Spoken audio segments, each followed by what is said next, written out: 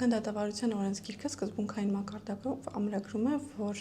ձերբակալության տվյալ տեսակի համար առավելագույն ժամկետ լրանալուն պես անձը պետք է ազատ արձակվի, եթե նրան կալանավորելու վերաբերել որոշում առկա չէ։ Ձերբակալումը կարող է կիրառվել հանցանք կատարած անմիջականորեն ծագած հիմնավոր կասկածի հիմքով մեղադրյալին դատարան ներկայացնելու համար, ինչպես նաև խաբահամիջոցը խախտած մեղադրյալին դատարան ներկայացնելու նպատակով։ Միաժամանակ օրենքը նաև նախատեսում է, որ հանցանք կատարած լինելու անմիջականորեն ծագած հիմնավոր կասկածով ձերբակալման առավելագույն ժամկետը 72 ժամ է,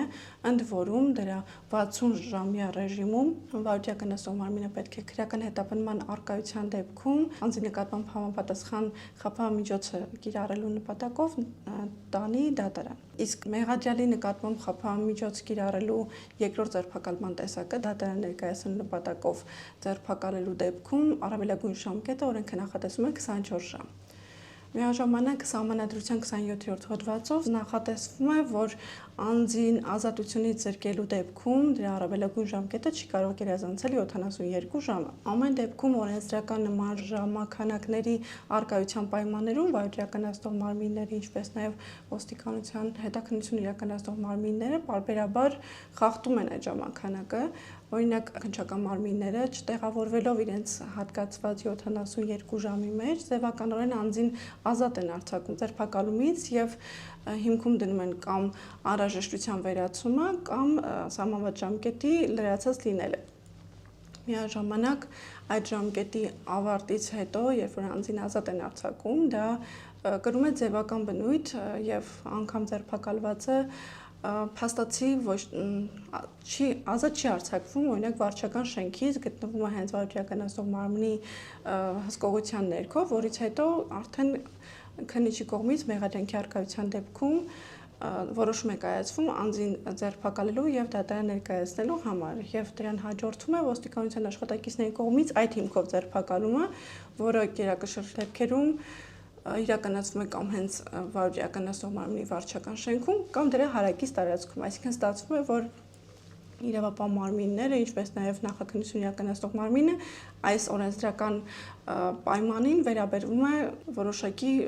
վերապահումներով եւ գտնում է, որ եթե 72 ժամյա ռեժիմով անձին ազատ է արձակել, բայց ձևական առումով պահել է իր հսկողության տակ, ապա 24 ժամյա ռեժիմով կարող է դատարան ներկայացնել խաբահամիջոց կիրառելու համար։ Հաշվի առնելով նաև այն հանգամանքը, որ դատարանները անձի նկատմամբ խաբահամիջոց կիրառելու դեպքում միջնորդությունը մերժելու որպես հիմք կարող են կիրառել միայն ձերբակալման անմիջականության բացակայությունը,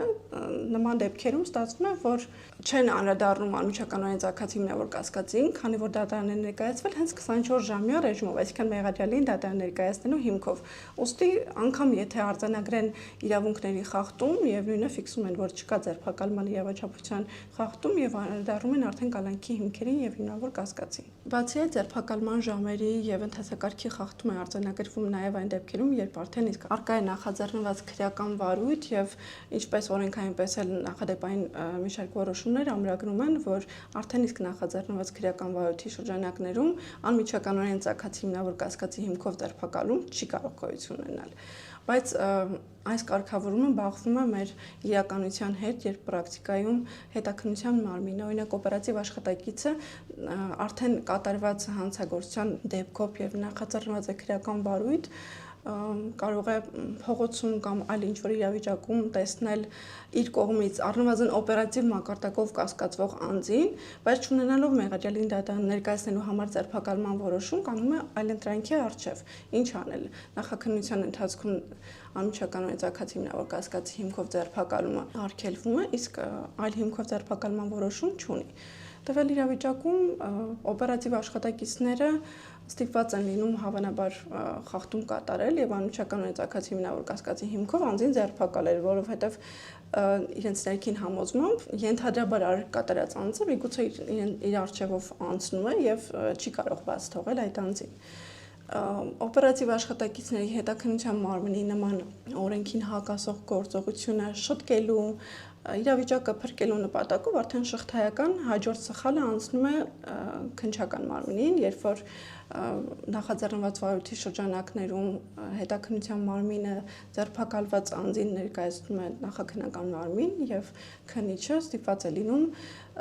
ձևականորեն ազատ արձակել, ինչ որ չափով շտկելով հետաքննության մարմնի սխալը, իսկ եթե այդ ընթացքում հասցնում են ունենալ նաեւ հանրային քրեական հետապնդման մասին որոշում, ապա ազատ արձակելուց անմիջապես հետո կամ առանց դրա անձին դատարան ներկայացնելու նպատակով ձերբակալման որոշում են կայացնում։ Եվ այս նույն իմ նկարագրած սխալները եւ օրենսդրական բացթողումները նաեւ նման դեպքերում են շարունակվում։ Կարծում եմ, որ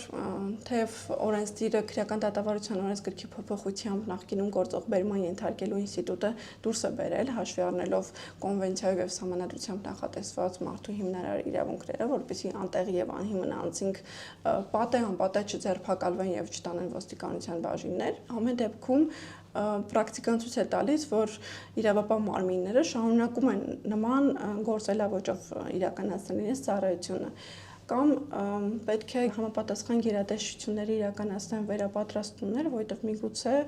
ոստիկանության աշխատակիցը չի տիրապետում ձերբակալման ինստիտուտի այդ նրբությանը, որ վճռաբեկ դատարանի որոշմամբ եւ այլ կարգավորումներով նախաձեռնված վարույթի շրջանակներում չի կարելի անմիջականորեն ծագած հիմնավոր կասկածի առկայությամբ ձերբակալում իրականացնել, բայց մյուս կողմից կամ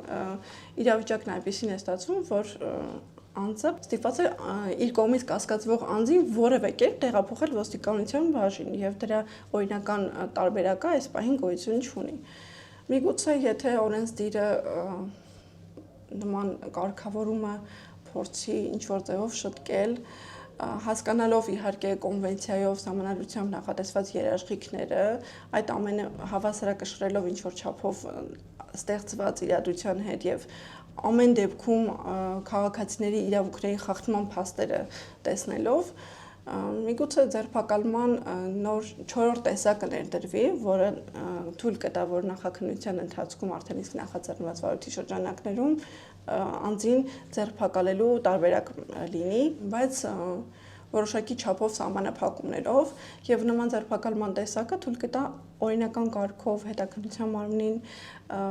իր կողմից կասկածվող անձին, որի տվյալներն անգամ մինչ այդ նախաքննությունում հայտնի չեն եղել եւ չկա հետապնդման որոշում,